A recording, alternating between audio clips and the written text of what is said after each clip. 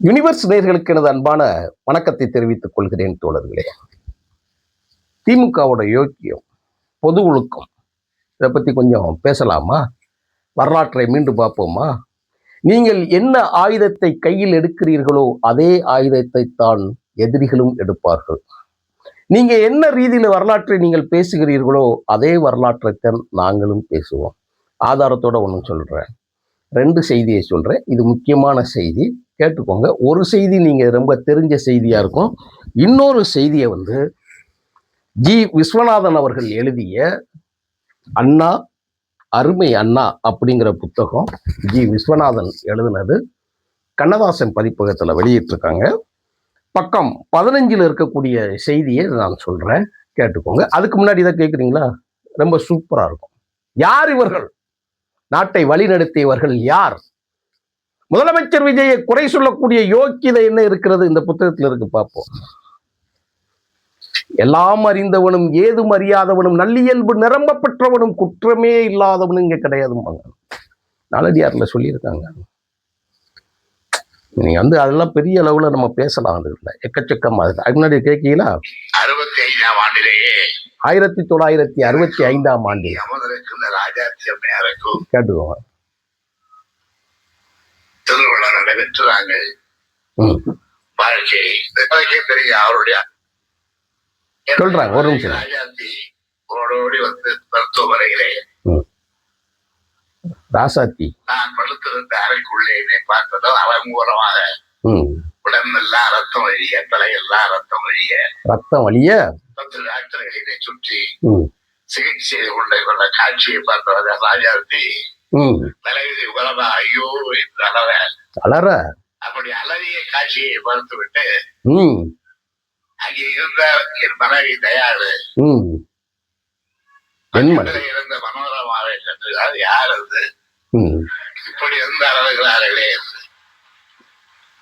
அப்பொழுது அவர்கள் காட்டி கொடுத்திருக்கிறார்கள் இல்லை. நான் இப்ப விளக்கம் சொல்றேன், விளக்கம் பேசுறேன். நான் ஊரெல்லாம் தெரிந்தவில்லை, உனக்கு தெரியாதா? ரஜினி இருக்காரு, இவர்தான் ராஜாத்தி அம்மா என்று போட்டு உடைத்து விட்டார்கள். அடே அப்பா சொல்லப்பட்டது எனக்கு தெரியாது. நாங்கள் பகிரங்கமாக இதை தெரிவித்துவிட்டு இன்றளவும் குடும்பம் நடத்தி நாங்களும் ஒரு கரிமொழியை பெற்று பட்டாச்சுல. எவ்வளவு பெரிய பெருமை பாருங்க.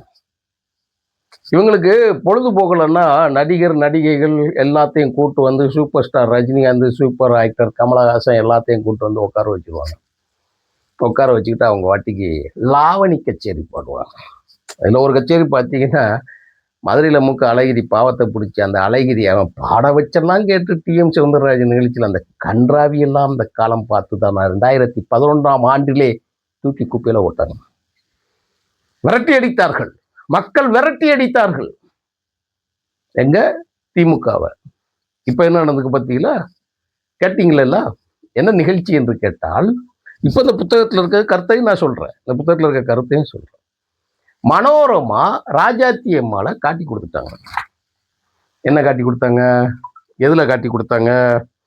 ராஜாத்தியை இவர்கள் எப்படி திருமணம் முடித்தார் இப்ப சொல்லட்டுமா? பக்கம் 31 எழுதியிருக்கிறாங்க, பக்கம் 15 எழுதியிருக்கிறாங்க. காகிதப்பூ என்கின்ற நாடகம். ஜி விஸ்வநாதன் யாருதுங்களா? அண்ணா பல்கலைக்கழகத்துக்கு பக்கத்துல விஐடி பல்கலைக்கழகம் வச்சிருக்காரு இல்லையா, அதோட ஓனர் அவர் தான். அந்த ஓனர் முகங்களை பார்த்துக்கோங்க. இவர் தான் எல்லாம் கிடைக்கும், வாங்கி பாருங்க. நான் சொல்றது உண்மையா இருக்குன்னு பாருங்க. உண்மையை ஒரு முறை வாசிக்கிறேன், கொஞ்சம் குதிரை பந்தயத்துல நான் வாசிக்கிறேன் பாருங்க. எலெக்ஷன்ல 1965 அந்த காலகட்டங்கள்ல நிற்கும் போது பேசுறாங்க. அண்ணா பேச வேண்டும் என்று சொன்ன போது அந்த இடத்துக்கு பேச முடியாத சூழல் வரும்போது, அண்ணா பேசுறதுக்கு முன்னாடி ஆட்டம் போட்டு நடிச்சது யார் தெரியுமா? கருணாநிதி. நான் சொல்லலைங்க, இருக்கு, அப்படியே வாசிக்கிறேன் பாருங்க. அந்த இடங்களுக்கு விஸ்வநாதனை சென்று அழைத்து பேச வைங்கள் என்று சொல்லுகிற போது, அண்ணாவின் மனதில் நான் அவ்வளவு தூரம் நெருக்கமாக இருந்தேன். ஆனால் தேர்தல் பிரச்சாரத்தின் போது கலைஞரின் காகிதப்பூ நாடகம் எங்கள் தொகுதியில் நடந்தது. நல்லா கேட்டுக்கோங்க, முக்கியமான விஷயம். கலைஞரின் காகிதப்பூ நாடகம் எங்கள் தொகுதியில் நடந்தது. அந்த நாடகத்தில் கதாநாயகன் கருணாநிதி, கதாநாயகி ராசாத்தி அம்மாள். நல்லா பாட்டு. கதாநாயகி ராசாத்தி அம்மாள், கதாநாயகன் கருணாநிதி. நாடகத்துல பேரு காகிதப்பூ. சரி, அந்த நாடகத்திற்கு கலைஞர் அவர்களுக்கு பேசப்பட்ட தொகை ரூபாய் 3500. 3000 ரூபாயை முன்னே கொடுத்து விட்டேன். 3500 ரூபாய் கொடுக்குறவங்க பேச்சு, அதுல 3000 ரூபாய் கொடுத்துட்டாங்க. 500 ரூபாய் பாக்கி இருக்கு. அந்த காலத்துல 3000 என்ன காசுன்னு பார்த்துக்கோ. 500 ரூபாய் பாக்கி இருக்கு. நாடகம் தொடங்கிய பாதியில் திரை போட்டு விட்டார் கலைஞர். பாதி நடக்கும் போதே திரை போட்டார், நிப்பாட்டார். நாடகத்துல அரங்கத்துல எல்லாம் ஒரே கத்தல், ஒரே கூச்சல். ஏய் நாடகம் போடியா, காசை கொடுத்துட்டு வந்திருப்பாங்கல்ல, நாடகம் போடியா அப்படின்னு கூட்டுட்டு, அப்ப கேட்டு என்னங்க ஏன் கண்டினியூ பண்ணலன்னு சொல்லி விஸ்வநாதன் கேட்டா, 500 ரூபாய் தரணும்ல, தந்தா தான் போட முடியும், காசை கொடு. ஏங்க நடத்துங்க, தாரேன். அப்படியெல்லாம் கிடையாது, நீ காசு கொடுத்தா தான் நாடகம். எது? தேர்தல் பிரச்சார கூட்டத்தில்.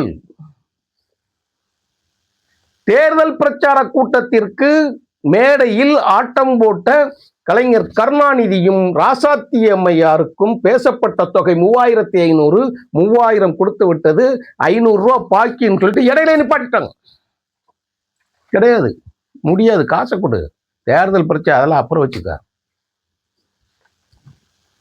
உடனே விஸ்வநாதன் எழுதுறாரு, அவர் வரியிலேயே சொல்ற, அப்போது என்னிடம் பணம் இல்லை. அங்கிருந்த தொண்டர்களிடம் 1 ரூபாய் 8 அணா என்று வசூலித்து 500 ரூபாய் தந்தேன். திரை விலகியது, நாடகமும் தொடர்ந்தது. கலைஞர் நாடகத்தில் நடித்தது கடைசியாக என் தொகுதியில் தான். அதன் பிறகு அவர் சட்டமன்றத்திற்கு வெற்றி பெற்று பொதுப்பணித்துறை அமைச்சராகிவிட்டார். யார் கையில நான் கட்சி சென்று இருக்கிறது? அண்ணா பேச வருவதற்கு முன்னால் அந்த இடத்தில் மேடை போட்டு கூட்டத்திற்காக அவர்களுக்கு கொள்கை பிரச்சாரம் செய்வதற்காக பேசப்பட்ட தொகையில் 500 ரூபாய் கம்மியா இருக்குன்னு சொல்லிட்டு திரையை போட்டு உள்ள போட்டு ராஜாத்தி அம்மாவோட உட்காந்துட்டிய. கேட்டா எனக்கு ரூபா கொடுத்தா தான் நடிப்பேன். நீ எழுதியிருக்கிறார்ல, விஸ்வநாதன் உயிரோட தானே இருக்கிறார். விஐடி பல்கலைக்கழகம் சென்னையில் தானே இருக்கிறது, கட்சி அங்க தானே இருக்கு, புத்தகம் வெளியிட்டு இருக்குல்ல, புத்தகத்தின் பெயர் அண்ணா, அருமை அண்ணா.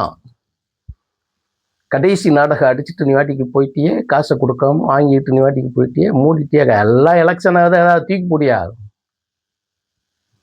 திமுகவின் உதயசூரியன் சின்னத்தில் நின்றவர், அறிஞர் அண்ணாவால் வார்ப்பிக்கப்பட்டவர், அறிஞர் அண்ணாவால் வேட்பாளராக்கப்பட்டவர், அறிஞர் அண்ணாவால் வெற்றி பெற வைக்கப்பட்டவர்.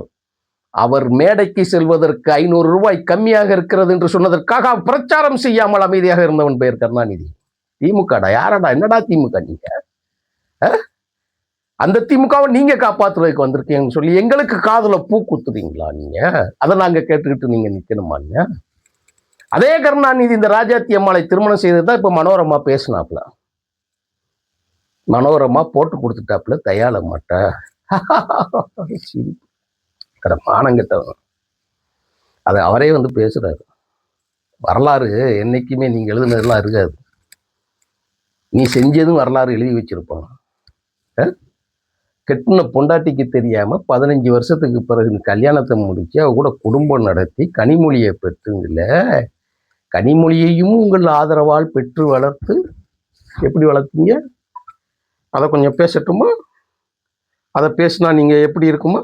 பத்திரிகையின் பெயர் ஜீவகரிசம், ஆசிரியரின் பெயர் கேடி சுப்பிரமணியம். தெரிந்தவர்கள் தெரிந்து கொள்ளுங்கள், தெரியாதவர்களுக்குத்தான் இந்த செய்தி. தெரிஞ்சவங்களுக்கெல்லாம் தெரியும், எங்களுக்கெல்லாம் இதெல்லாம் ஓல்ட் இஸ் கோல்டு, அந்த கால நியூஸ். அதனால தான் நாங்கள் கருணாநிதியை கடைசி வரை தலைவராக ஏற்றுக்கொள்ளாதவர்கள். நாங்கள் 93க்கு பிறகு தூக்கி குப்பையில விட்டோம். அந்த பத்திரிகை ஆசிரியர் எழுதினார், மருத்துவமனையில் ஒரு பெண்ணுக்கு ஒரு பெண் குழந்தை பிறந்திருக்கிறது. அது தகப்பனார் பெயர் மு கருணாநிதி என்று எழுதப்பட்டிருக்கிறது. அந்த மூனா கருணாநிதி யார்? பத்திரிகையின் பெயர் ஜீவகரிசம். எழுதியவர் பெயர் KT சுப்பிரமணியம். யார்? முதலமைச்சராக இருக்கக்கூடிய கருணாநிதி. உடனே என்ன செஞ்சிட்டது, அந்த பத்திரிகை மேல வழக்கு போட்டாச்சு. இது பொய் செய்தி, எனக்கு ராஜாத்தியும் தெரியாது அந்த பிள்ளையும் தெரியாதுன்னு சொல்லிட்டு இது நேரடியா கொண்டு போய் கேட்டு வழக்கு போட்டார். அந்த வழக்கு போட்ட உடனே அங்க இருக்க ரொம்ப புத்திசாலி மாதிரி இவங்க பார்த்து பதில் சொல்றாங்களாம். அப்படியே நான் சொல்றேன் பாருங்க. அந்த பத்திரிகையாளரை அடிச்சு சிறையில கொண்டு போய் போட்டு வாட்டி வதக்கி எல்லாம் எடுத்து கொண்டு போய் அவரை அப்படியே நிப்பாட்டி வச்ச பிறகு அங்க வந்து சொல்லியிருக்காப்புல, அந்த பெண் யார் என்று எனக்கு தெரியாது, ஆனால் அந்த குழந்தை எனக்கு பிறந்த குழந்தை. முதலமைச்சராக இருக்கும்போது கருணாநிதி கொடுத்த வாக்குமூலம் இது. ஆமா,